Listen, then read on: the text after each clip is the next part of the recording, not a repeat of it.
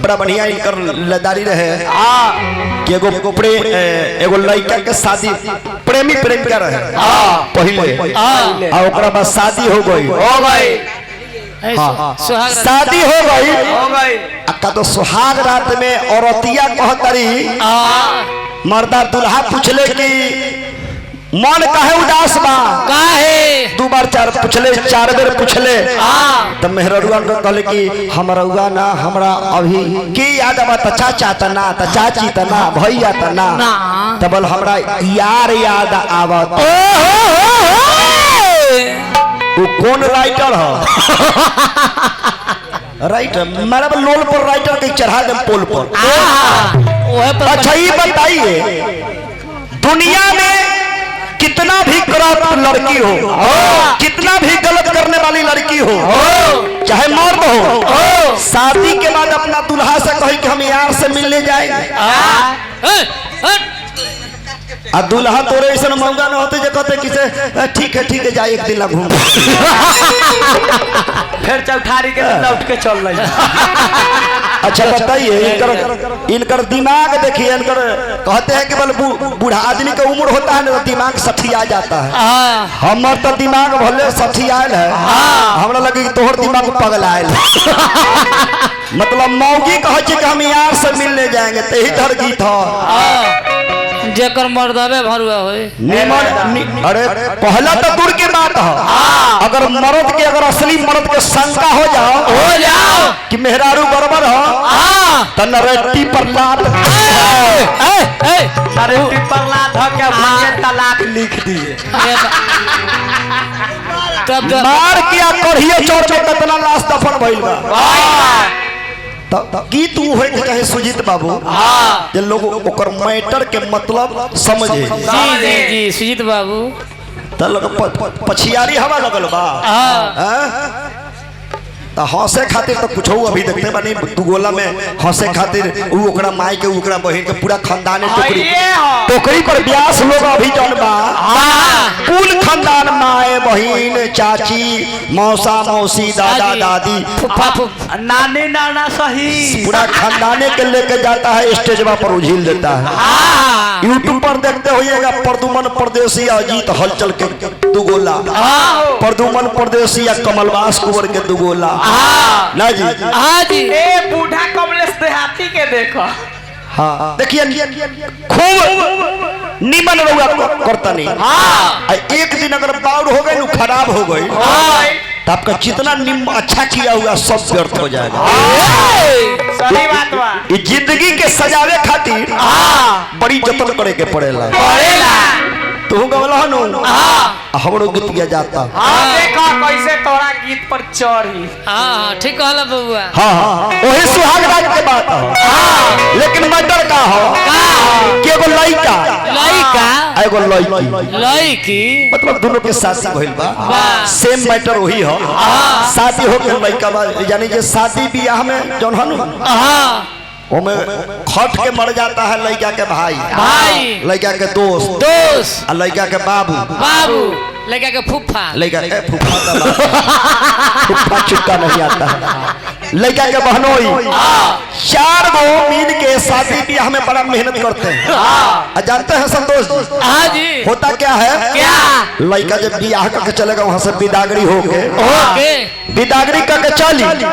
तो रास्ता में बीच रास्ता में देखी चौक चौराहा के ऊपर नईकी कनिया लगी नौटंकी आ लड़का के बाबूजी अगला सीट पर खैनी लगा रहे जका रहे अब मेहरुआ नखड़ाई जे पसारी पिपी काहे रोती है हमको भूख लगा हुआ पूरी बाबा शादी ब्याह के घर था खाया हुआ नहीं होगा बढ़िया समोसा खाओगी नहीं पूरा गला सूख रहा है 2 स्पंज ला दीजिए ना ओहो बलसा ही खाएगी लिमका पियोगी लिमका के भी मार्केट अभी कोको कोला के मार्केट है कोला नहीं कुछ भी नहीं डिक्की में पिरकिया है खाइए 4 गो छेना वाला मिठाई लड़का गोड़ी पर से उतार के अब बाबूजी ओकर खैनी लगावता रे अब लड़कावा जब दुल्हा जाओ ना दुकान में से 4 गो प्लेट में छेना वाला मिठाई लेके लेके हमें रोड का काट आइएगा आइए ना। और ला दे। नहीं एगो माजा ले आइए ना, पूरा गला एकदम सूख रहा है। अरे माजा अभी ना, माजा रात में मिलेगा, अभी रात में माजा अभी करा ले। बुढ़ाओ। अब देख रहा है कि बेटवा पुतोहिया मिल के दोनों समूह अथी स्पॉन्ज खा रहा है। अब बुढ़ाऊ खैनी लगा के पीछे टुकुर ताक रहा है कि जोड़े बेटा जो खटवा के मरवा दे मेहरारू के छेना वाला मिठाई हमारा कोको कोला ना ओ खैनी में चुनना ना तनी बढ़ले रही बबुआ। अब वही औरतिया सोहाग रात बा। बैठो भाव में बैठे के स्टाइल ठीक से बैठो। स्टाइल देख लो। ठीक ये ठीक देखो अब लड़कावा पहला सोहाग रात है। एक बार कुर्ता उर्ता बंडी खोल खाल के पलंग पर बाप रे बाप थर। ए राजा जी हम लोग ऐसे कहते हैं कि से दूरे रहो। दूरे रहेला शादी भइल बड़े हमारा डर लगता एकरा से रउआ से आर के क्रस डर लगता है। हाँ आंख बंद करो तब की होता है? आ दांत किटकिटाओ तब की होता है? फिल्म चालू हो जाते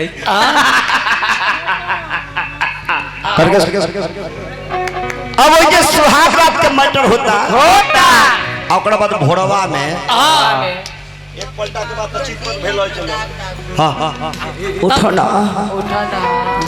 ए राजा जी हमरा और घर में रहेम ना,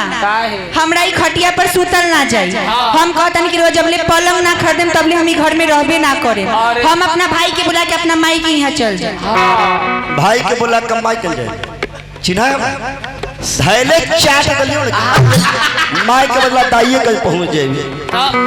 तब मरदा मेहरुआ के बड़ाई करे लगले। अरे लागलू समतोला नियन तू अरे है कबले अखिया लारी कबले अखिया लारी अरे कबले हो पीपी घन घोर रात में अरे लागलू समतोला नियन तू अरे कबले अखिया लारी ड्यूटी डबल करे के पड़ी। सुहागरात तो हो गया, भोरवा वाला ड्यूटी क्या है? चलो उन्हें करवा तमाकू पसारल है दोनों पुराने मिल के संभारबो गाज लगबो।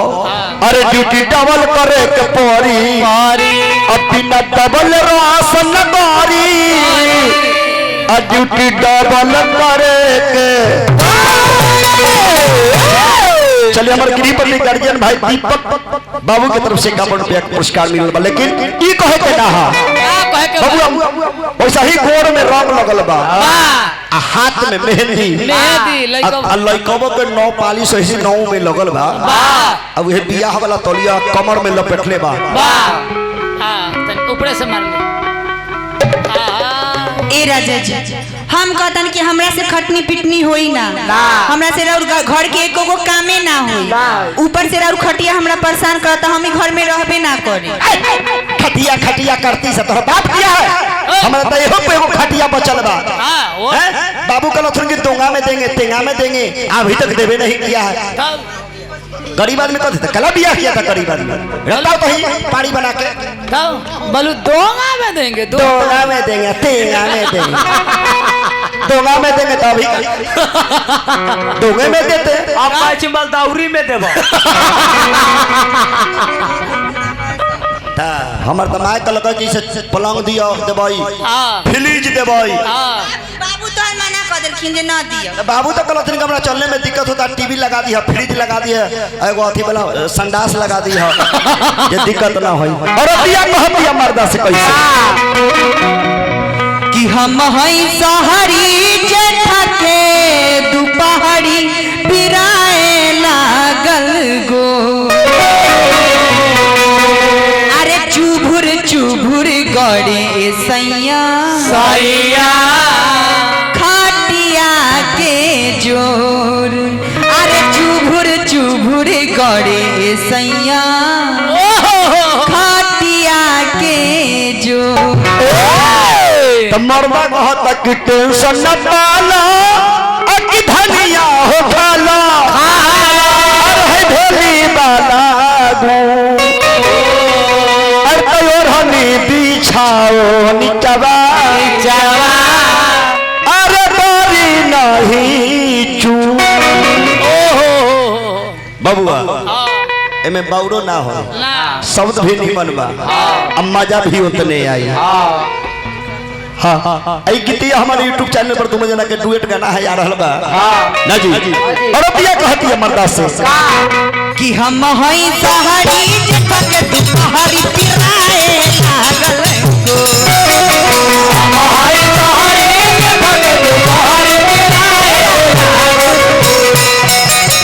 हम हई सहारी जब के दुपहरी पिराए लागल को हम हई अरे चूभुर चूभुर गड़े सैया रतिया के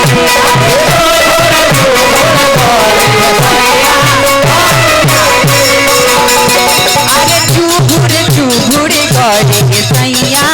रतिया के जो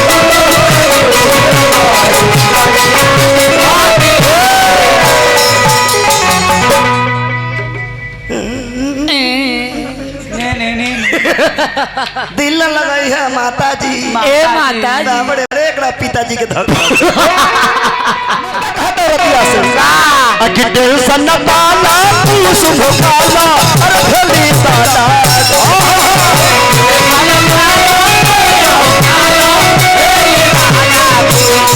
हनी बिछाओ छबा रे बड़ी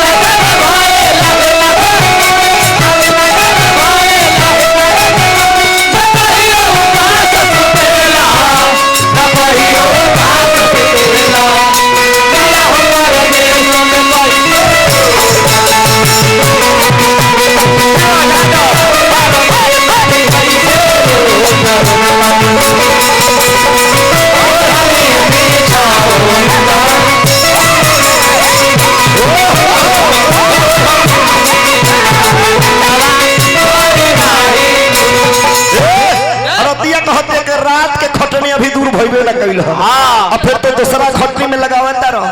अरे क्या कहता है कैसे ए राजा उठाता दरदिया ना सहात भरुए हो राजा उठाता दरदिया ना सहात भरुए हो आगे आगे मोर पतंगिया अब की रात भरुए हो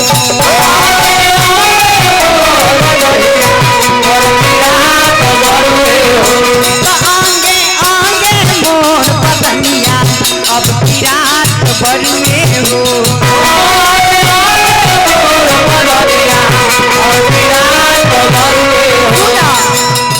कहेली जबरी डोलेली सकरी पिराए लागल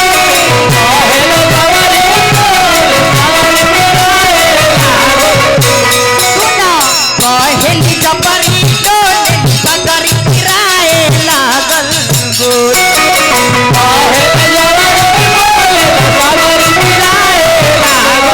अरे चूबुड़ चूबुड़ गड़े सैया बतिया के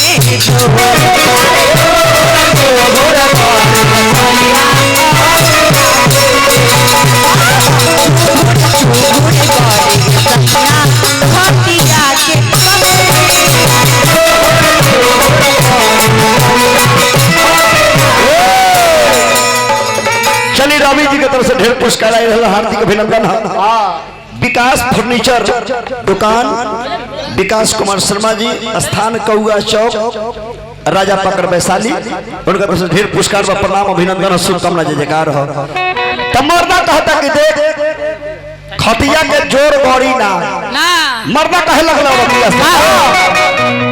बबुआ हो के धानी कहता तो मछिया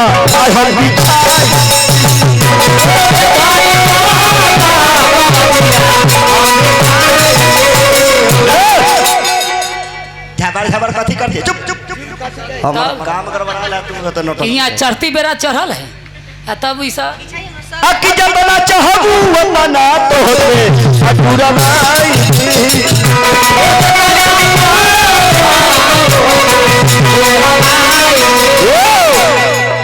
तकात दचानी लिप दोए रानी अरे माजा भरो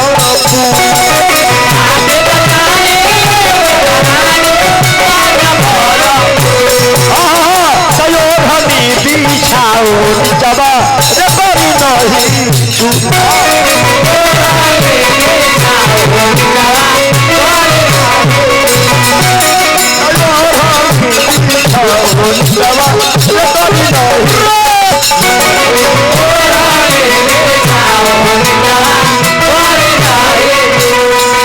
पहले से ज्यादा लगेला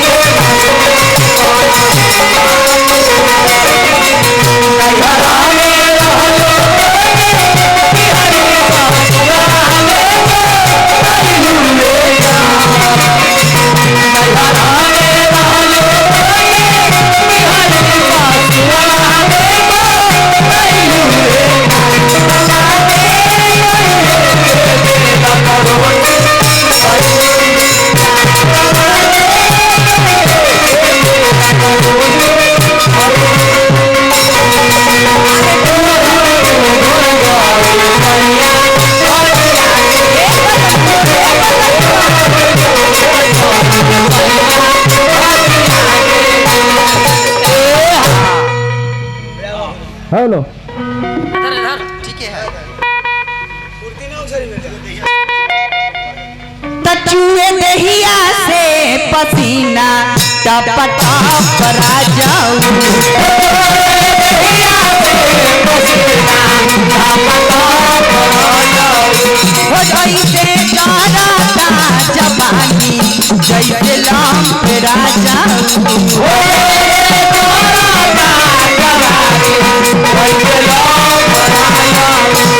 सुना लुटल लहरिया सुना एक बढ़िया कुसुम से रहतनी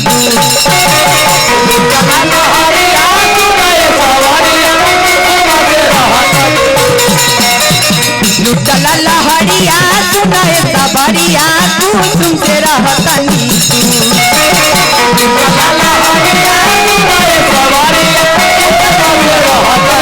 अरे चूहुर चूहुर करे कैया खटिया के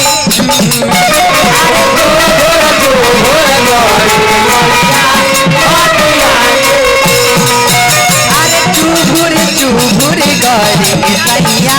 खटिया के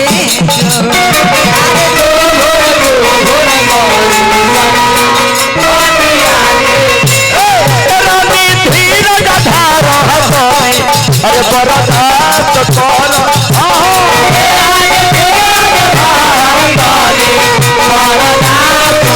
अरे बात मिलल मौका आज कुछ खास कर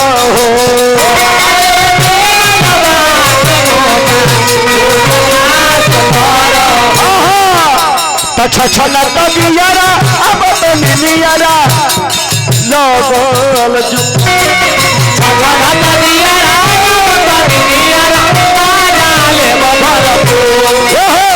छछन तबियारा अब तो मिलियारा महात्मा रहना तू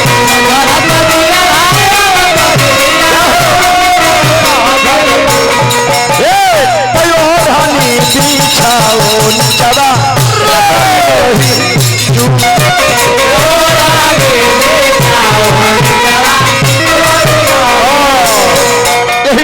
बाबा भैया के नाम वीरम कटोर के नाम प्रेम बोल बोल बोल